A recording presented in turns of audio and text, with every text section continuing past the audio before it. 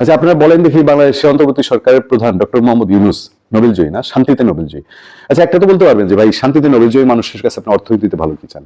উনি আবার নাকি একজন ভালো অর্থনীতিবিদ। খালি ভালো অর্থনীতিবিদ না, উনি আবার ভালো একজন ব্যাংকার। শুধু ভালো ব্যাংকার না, উনি আবার ভালো সুদের নীতিটা বুঝেন।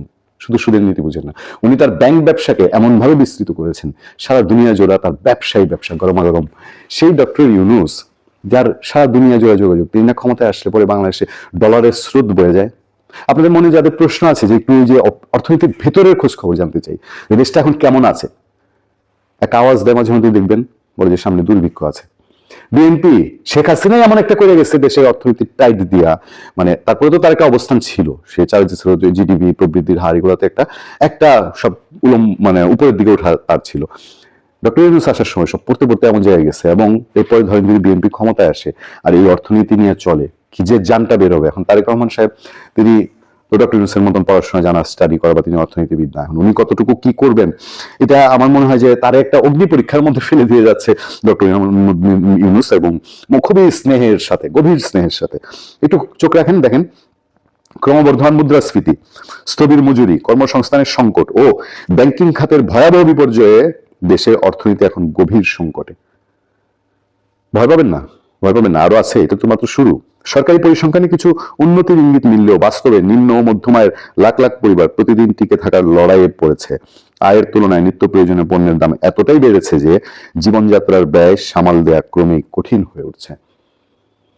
এটা বোঝার জন্য গবেষক হওয়ার দরকার নেই। আমি বললাম না, সেদিন আমি কলাতিয়াতে, ঢাকায় কেরানীগঞ্জের কাছে একটা বিকাশের দোকানের সামনে দাঁড়িয়েছে, ওনার কথোপকথন বোধ এক বন্ধুর সমতুল্য কারোর সঙ্গে বলতেছে যে বাইরে 71 সালে তো দেশটা স্বাধীন করে দিয়ে স্বাধীনতার আইনা দিচ্ছিল, আর এখন 24 যে কয় স্বাধীনতা করছে, স্বাধীনতা করে লাভ হয়েছে, আমার ব্যবসা নাই, ব্যবসা বন্ধ। যেই দিকেই যাই একই কথা, একই আলাপ।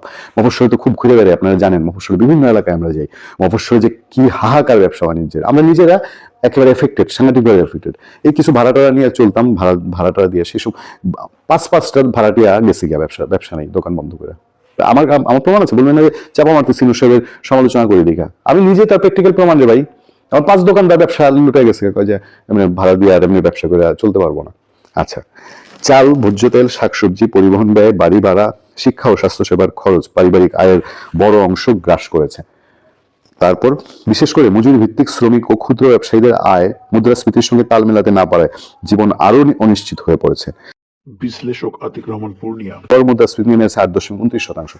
আমি কঠিন কঠিন অর্থনীতির ডাটায় আপনাদেরকে নিয়ে গেলাম না। বিগত আওয়ামী লীগ সরকারের রেখে যাওয়া নাজুক অবস্থা থেকে অর্থনীতিকে উদ্ধার করতে অন্তর্বর্তী সরকার কিছু কঠোর পদক্ষেপ নেয়।